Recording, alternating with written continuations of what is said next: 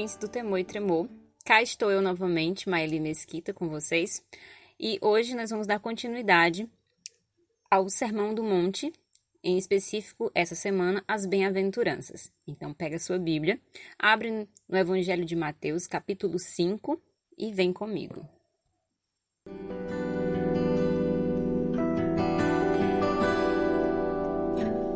Pai, eu oro por aqueles que me deste e em mim creram, que em teu nome sejam protegidos. Vamos orar. Pai Santo, Pai amado, muito obrigada, Senhor, por mais um dia. Mais um dia, Senhor, que o Senhor nos demonstra sua graça e misericórdia. E estamos aqui novamente, ó Pai, para ouvir a Tua voz e principalmente as Tuas palavras. O grande sermão que o Senhor nos deixou, a régua, ó Deus, que nós temos que sempre nos medir, que o Senhor nos deixou para que nós possamos, ó Deus, olhar para Ti e saber que nós somos parte do Teu povo e discípulos Teus. Obrigada, Senhor, por cada palavra. Obrigada pelo Teu Santo Espírito que nos lembra dessas palavras, ó Pai. E eu oro por cada ouvinte, pela nossa equipe, para que nós possamos, ó Deus, estar durante esse mês, sendo fiéis à Tua palavra, fiéis àquilo que o Senhor disse e edificando um ao outro. Em nome de Jesus. Amém. Meus amados irmãos, hoje eu vou tratar do versículo 4 das Bem-aventuranças, mas antes nós vamos ler a passagem. Eu quero ler com você toda a bem-aventurança, que diz assim: Mateus capítulo 5, vamos ler as bem-aventuranças do 1 até o 12, que diz: Quando viu as multidões, Jesus subiu ao monte, havendo-se assentado, seus discípulos se aproximaram. E ele começou a ensinar-lhes, dizendo: Bem-aventurados os pobres em espírito, pois deles é o reino do céu. Bem-aventurados os que choram, pois serão consolados. Bem-aventurados os humildes, pois herdarão a terra. Bem-aventurados os que têm fome e sede de justiça, pois serão saciados. Bem-aventurados os misericordiosos, pois alcançarão misericórdia. Bem-aventurados os limpos de coração, pois verão a Deus. Bem-aventurados os pacificadores, pois serão chamados filhos de Deus. Bem-aventurados os perseguidos por causa da justiça, pois deles é o reino do céu. Bem-aventurados sois quando vos insultarem, perseguirem e mentindo disserem todo o mal contra vós, por minha causa. Alegrai-vos e exultai, pois a vossa recompensa no céu é grande, porque assim perseguiram os profetas que vieram antes de vós. Amém? Então, eu vou me deter, como eu havia falado, no versículo 4, que diz: Bem-aventurados os que choram, pois serão consolados. Como bem falou o Túlio ontem no devocional, ele falou sobre que todo o Sermão do Monte, ele é a quebra de paradigma, né? Ele é a contracultura, realmente. E aqui nós temos mais um versículo que é completamente contracultural, né? Bem-aventurados os que choram, pois serão consolados. Bem-aventurados e chorar, aí já é quase um ser antônimo, porque bem-aventurado é feliz aquele que. Então nós temos o choram. O choram não está muito ligado à felicidade, a não ser que você chore de alegria, chore porque ganhou um presente. Mas aqui nós não estamos falando dessa alegria em si relacionada a ganhar alguma coisa, ou talvez por ser muito sortudo. Aqui o chorar não está muito ligado a isso. O fato é que nós precisamos entender algumas coisas. Assim como o Túlio falou, o Sermão do Monte ele é sim uma forma de nós vermos a identidade daqueles que são felizes, pois encontraram a salvação. A felicidade daqueles que são escolhidos por Deus. E aqui nós temos Jesus falando aos seus discípulos. E esse sermão é específico aos seus discípulos, aqueles que ele já havia separado para fazer aquela obra. E esse sermão também é direcionado a nós, aqueles que uma vez o reconheceu como Salvador e entendeu o significado da cruz, o significado da salvação, entendeu o significado da justificação e hoje é um regenerado por Deus, esse sermão se aplica a nós. A questão é que todo o Sermão do Monte e todas as bem-aventuranças, já que nós estamos falando aqui delas, elas também não só são a característica, como elas também implicam algumas coisas. E hoje eu quero dar uma aulinha de português, simples assim. Existe no português as orações coordenadas sindéticas, pois é. E aqui nós temos uma oração coordenada sindética. Não sei se no grego realmente é assim, mas vamos tentar. Eu não estou fugindo do significado. Então, quem concorda comigo é nada mais nada menos do que o seu chat. Então, eu vou seguir a linha dele aqui. No português, nós temos uma oração, a oração coordenada sindética, e tem a explicativa e a conclusiva. ok? E existe um termozinho, aliás, uma conjunção que tem aqui nesse versículo, no versículo 4, que diz assim, bem-aventurados os que choram, pois serão consolados. Então, nós temos uma oração que diz, bem-aventurados os que choram. Eu poderia parar aí e você poderia entender que feliz é aquele que chora. Mas aí, você poderia interpretar de várias formas. Eu poderia parar por aí e ela teria sentido. Mas então, Jesus diz, pois serão consolados. Ele acrescenta mais uma oração, pois serão consolados. Explicando aqui o porquê que eles choram, logo após o pois, né? E esse pois, ele vem após um verbo, o choram. Então, aqui nós temos uma oração coordenada sindética explicativa. Maeli, mas onde é que você quer chegar nisso? Bom, eu quero que você entenda a seguinte coisa. Jesus está dizendo o seguinte, felizes são aqueles que choram. E aí você poderia perguntar, mas por que eles são felizes? Então, Jesus vem e explica, pois serão consolados. A felicidade daquele que chora não é porque ele só chora, mas é porque ele será consolado.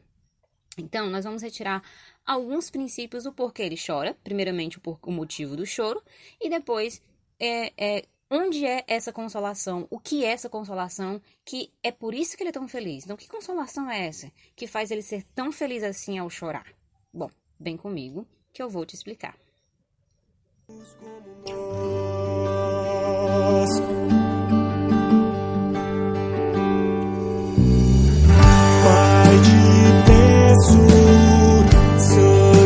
Santifique-os na verdade da palavra.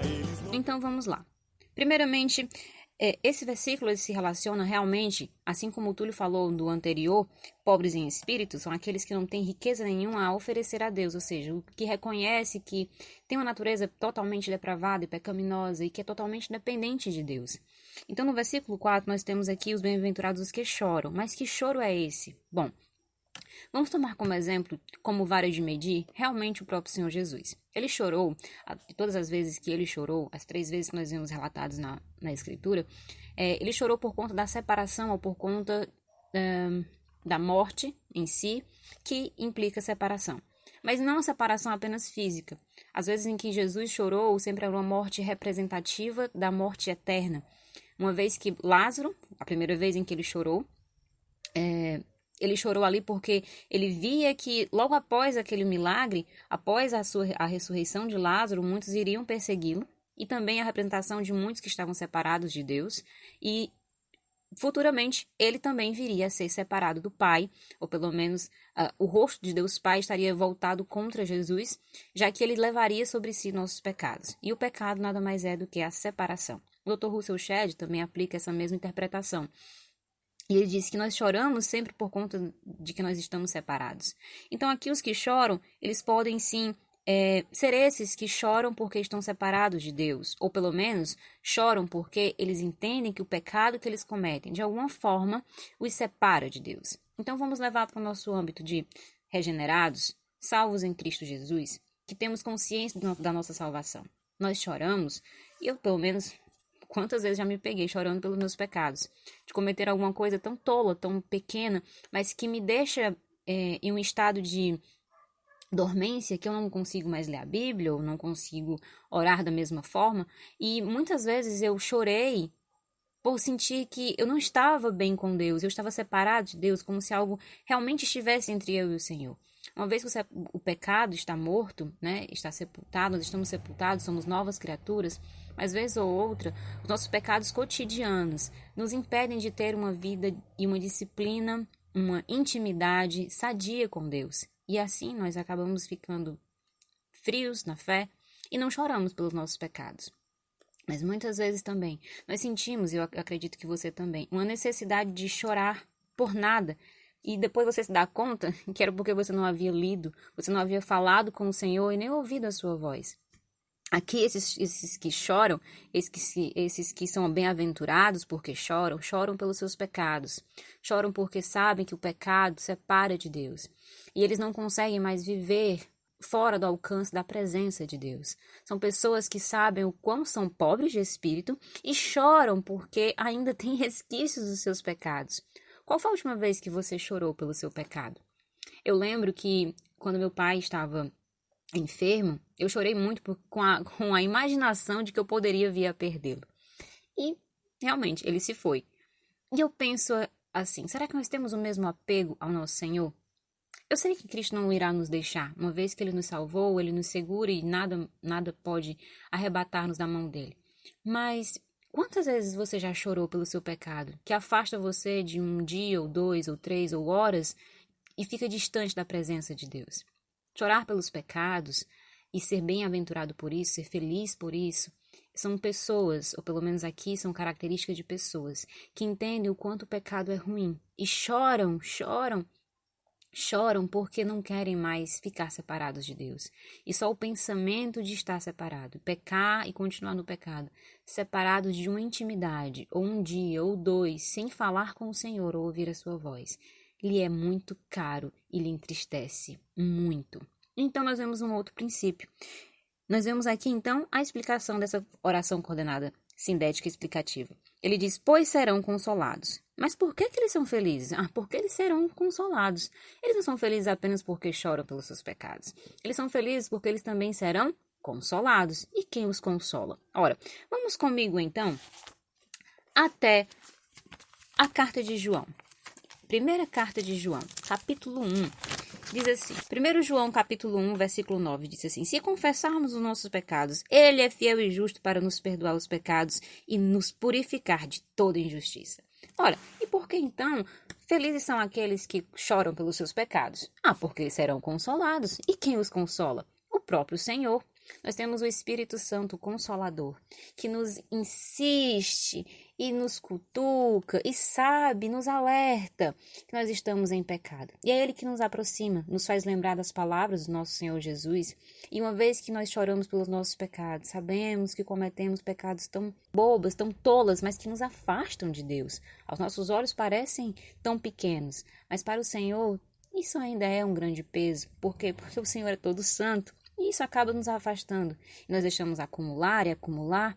Mas aquele que tem realmente o Espírito Santo, ele chora por esses pecados, pequenos ou não. Isso os incomoda.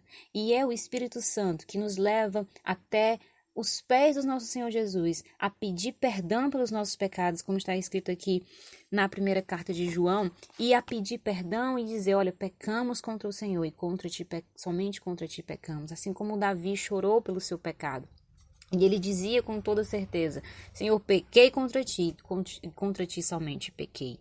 E quando nós reconhecemos esse pecado, o Consolador, o Espírito Santo nos leva até Deus Filho, até Jesus Cristo. Nós então nos encontramos com sua santa presença e entendemos que tudo diante dele é perdoado porque um dia ele chorou por nós, um dia ele carregou toda essa separação por nós, o pecado sobre os seus ombros. E nós entendemos tamanho amor.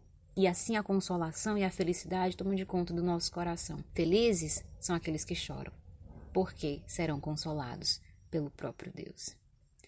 Que hoje você possa refletir quanto tempo você tem gastado chorando pelos seus pecados. Ou pelo menos, será que você já se esfriou? Chora um pouco porque, aliás, tem um peso na consciência porque sabe que necessita chorar mais pelos seus pecados. Primeiro faça um autoexame. Veja como anda a sua vida. E se você realmente tem um arrependimento genuíno, sente isso em seu coração, chore pelos seus pecados. Porque se você se aproximar dele, ele é fiel e justo para lhe perdoar os pecados e o purificar de toda injustiça. E você será feliz, porque você chorou pelos seus pecados e foi consolado. Amém. Vamos orar. Espírito Santo de Deus, obrigada pela tua palavra. Obrigado porque o Senhor é fiel e justo, porque o Senhor nos leva a olhar para nós, ver a nossa tamanha pequenez diante de um Deus tão grande, diante de um Deus tão santo, e a chorar pelos nossos pecados, porque sabemos que não podemos ficar, ó Deus, distantes do nosso Senhor Jesus. E somos felizes, ó Pai. Nossa felicidade não resguarda, ó Deus, em nossos pecados, mas resguarda, ó Deus, está contida em estar diante de Deus, sendo consolado pelo próprio Deus, admoestado e também santificado pelo próprio Senhor. Obrigado, meu Deus, pela tua graça e misericórdia. Em nome de Jesus. Amém. Não esquece de compartilhar esse podcast, de seguir a gente lá no Instagram, né? E também no Facebook, a gente tem uma página no Facebook, olhar o nosso blog e é isso. Até mais! Mas que nem